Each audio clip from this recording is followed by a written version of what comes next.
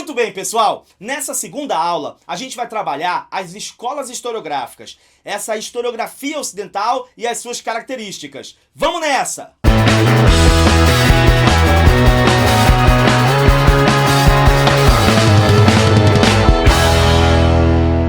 Muito bem, pessoal, a gente viu na aula anterior que a história tem as suas origens na Grécia Antiga. A própria origem do termo história a gente associa à Grécia Antiga e o pai da história nós consideramos que é o Heródoto, um grego.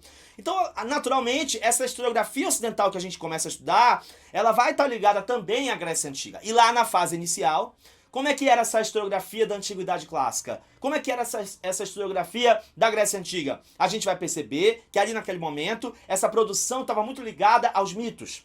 Os mitos, eles eram uma explicação da realidade, uma tentativa de explicação da realidade que misturava elementos num contexto divino, num contexto transcendental, né, dentro desse cenário. E como é que essa produção se expressava naquele momento ali na Antiguidade Clássica? Através das poesias e através das prosas. E como é que eram essas poesias? Como é que eram essas prosas? Você encontrava ali nessa produção da poesia e da prosa um foco muito grande nas aventuras de personagens míticos. Você encontrava ainda uma história, uma explicação muito relacionada ao sobrenatural, ao divino. O homem e os fatos, eles estavam subordinados à ação dos deuses. E aquela produção de poesia e de prosa, ela era utilizada também nos eventos festivos, para prender a atenção dos ouvintes. Então, por isso você tem essas características. No começo a poesia, depois a prosa. Quando vem a prosa, aí aparecem os logógrafos. O que é o logógrafo? É um termo que significa aquele que produz em prosa. Alguns autores dizem que não tinha muita diferença entre a poesia e a prosa, a não ser pela ausência da linguagem métrica ali na prosa. Mas a gente vai perceber uma coisa interessante, que quando vem a prosa, a gente vai ver uma preocupação maior com situações reais.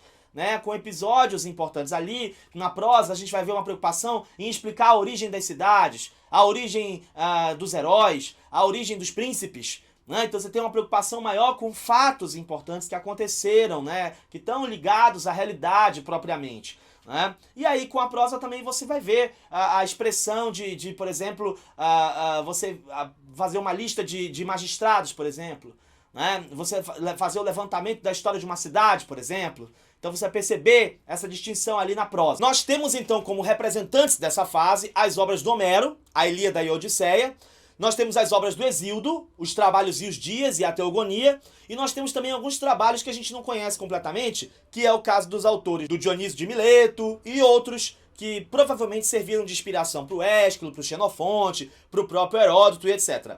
Então, em síntese, quando eu pensar em Antiguidade Clássica, quando eu pensar em Grécia Antiga, eu penso em obras, poesias, prosas, que têm essas características. Essa mistura de fatos reais com fantasias e atos heróicos. Elas são uma tentativa de sistematização das tradições dessa idade heróica que vai apresentar essas três características. Agora, essas características se referem à fase inicial. Com o passar do tempo, houve uma transição na historiografia grega. Ali por volta do século 6 e 5 a.C., nas cidades gregas da Ásia Menor, ali na região da Jônia, nós percebemos já algumas mudanças. Por exemplo, a gente começa a perceber uma alternância entre aquelas narrações imaginárias e uma preocupação com a busca da verdade histórica, com o fato que realmente ocorreu, A gente diz que essa questão de dizer que é fato real é meio que um pleonasmo, Porque se é fato, obviamente é real, mas é mais para reforçar esse entendimento, Existe uma preocupação com os fatos,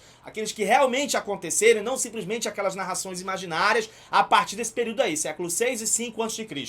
O que está acontecendo na Grécia nesse momento? A gente tem a consolidação do Estado, a gente tem a consolidação das polis, a gente tem a consolidação da sociedade escravista, a gente tem todo um processo muito dinâmico que está em curso na Grécia nesse momento e que naturalmente vai influenciar na historiografia produzida nesse período. Quais são os ícones que produziram obras historiográficas nesse período?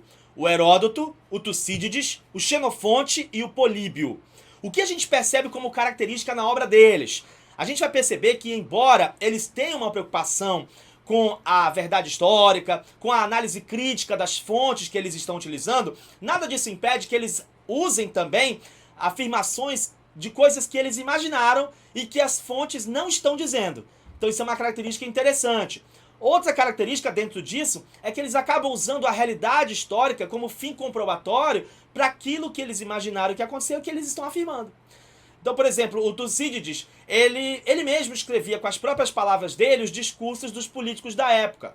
E assim a gente vai encontrar em outras obras esse elemento, onde o próprio autor entra com uma contribuição que não é exatamente aquilo que a fonte histórica está afirmando, mas é aquilo que ele está colocando dentro daquela obra, dentro daquilo que ele está produzindo. Quando a gente analisa a marca desses autores, a gente vai ver, por exemplo, no Heródoto, uma preocupação com a verdade histórica. O Heródoto, ele produzia material, ele produzia as fontes que serviriam de base para a história que ele estava escrevendo. Nas viagens dele, ele conversava com as pessoas, ele ouvia as testemunhas, ele observava os costumes dos povos ao redor, ele procurava consultar documentos. Então existia essa preocupação dele com essa questão da verdade histórica, né? Quando a gente vai para o Tucídides, por exemplo, a gente vai ver, por exemplo, uma preocupação com o sentido da história. Aquilo que ele produzia tinha uma preocupação em passar uma informação para o futuro. E aí nós vamos ver, no caso do Políbio, uma mudança de cenário. Porque o que acontece? Lá na frente, a gente sabe que os gregos vão para a mão dos macedônios. A gente tem aquele momento do período helenístico, né? Quando nós temos o Império do Alexandre, o Grande, e aquilo vai representar uma grande mudança. Aquele Império helenístico vai fazer com que isso se reflita na historiografia grega, dentro da busca de temas mais amplos, né? De temas mais universais. E lá na frente o que acontece? O Império do Alexandre o Grande se desagrega. O Alexandre morre, o império dele é dividido entre os seus generais, e aí lá na frente os gregos acabam sendo conquistados pelos romanos.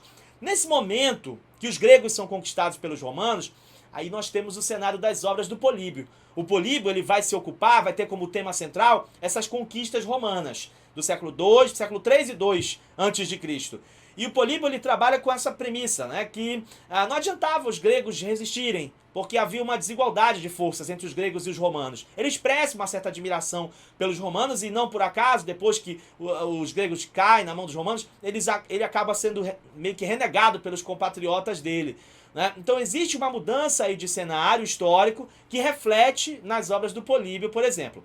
Além disso, é interessante comentar a contribuição deixada pelos filósofos. O Aristóteles, por exemplo, ele não era exatamente um historiador, mas ele deixa obras importantes que servem como fonte histórica, né? Que é o caso da Constituição de Atenas e política. Então, isso é importante para a gente analisar dentro dessas contribuições deixadas também pelos filósofos.